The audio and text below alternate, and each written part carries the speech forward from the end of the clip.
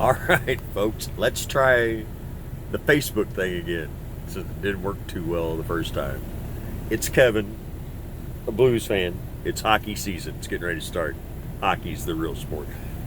There's Rolo. Can you see Rolo? He's had his pain pill, his tramadol, so he's kind of happier now, I suppose. The little cone of shame isn't by him. All right, what happened to Rolo? Let's see. I drive a truck. He's for 7 years, 7.5 years. This is all he knows: riding in the truck. This is his life. It's might be a good life, might be a bad life, but oh well. So Saturday, I'm gonna leave out. I just run down to Laredo and back to Missouri a couple times a week. So Saturday, I'm gonna leave. I let Rolo out. I live in a little bitty town. Lots of dogs just walk around, it's cool, it's country. And so I let him out. I'm not worried about him. Nothing bad's going to happen to him, right? He goes across the street and there's a family with 6 kids that love him and he loves them. And some days he's over there all day. It's like, he's their dog. That's just the way Rolo is very sociable. He's not like a lot of other dachshunds. I get compliments on him all the time about how friendly he is because he's traveled his whole life and he meets new people and new dogs almost every day. And he just loves to meet people. I mean, he may not spend very much time with them. He just runs up, says hi, and then he goes on and does whatever he wants. So anyway, Rolo goes out. I go back in the house. I'm getting the trash ready. I'm going to take it outside. Then I'm going to hop in the shower and then we're going to go trucking. So as I'm walking out the door with my trash, I look down and I see these little red blood spots on the floor. Well, I don't know they're blood at first, and then it's like, yeah, it looks like blood. And so guys anyway, we cut ourselves all the time, nick or your knuckle, or you're working, whatever you're doing, and you don't know it, and all of a sudden you're seeing blood somewhere, and you look and go, oh, well, how'd I do that? So I'm looking around at myself trying to see where I'm bleeding, right? I don't see where I'm bleeding, and as I look, I see the blood trail goes back into the house and back down the hallway to the spare bedroom, and I walk back there, and there sits Rolo just sitting there, not making a sound, and just this confused look in his eyes. We like to assign the human qualities to dogs. So I pick him up, and blood's dripping from him, and I'm freaking out, kind of. And I put him in the tub, turn the shower on to rinse him off so I could take a look at him, roly-poly. This is what I call him, roly-poly. Want to come up here? So I look at Rolo. So I look at Rolo, and his leg's messed up, and I think he got attacked by a dog. So I'm not too, I call the vet, and we go to. They say bring him in. We go to the vet, and the whole time I'm thinking my dog's been attacked by a dog.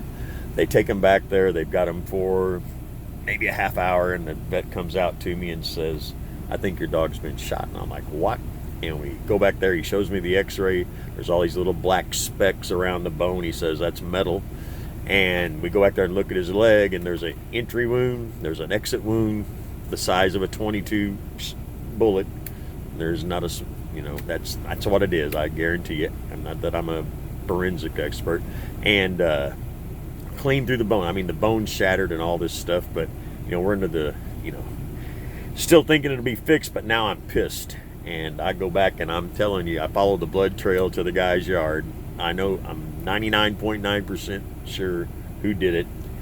I really want to kill him. In fact, I walked into his yard and I said, I did a lot of cussing, but I said, you want to shoot my dog? I said, why don't you step out here and shoot me? Because if you don't get a good shot the first time, I'm going to be coming through you. The guy never opened his door. I didn't even know if he was really in there. But like I said, we're 99.9% sure it's him. The cops still have to, they've got to have evidence to do anything. And, I just, whether that happens or not. But, hey, let's give a shout out to Rob Reynolds, because whenever I posted about Rolo going to the vet, I just did it as how we all post what our dogs do, right? And this was happening to Rolo this day. I had no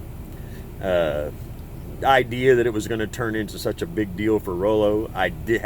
Definitely wasn't I need help with the vet bill or anything, that I'm so grateful for it. That mean none of that entered my mind. It was just, but I promise you, I talked to Rob because people asked about helping, and I didn't want to start a GoFundMe page because I know people get ripped off, the Nigerian prince, and buy me some iTunes cards or whatever the heck it is. And I just told Rob, I said, people are wanting to help. I said, if you want to handle it. I gave him the vet's information, and he ran with it. I guess he called the office, and all that stuff. And I'm telling you, you all impressed the hell out of my veterinarian. One of the first things he said to me was, Rolo has a lot of friends. And I said, yeah, he's kind of that way.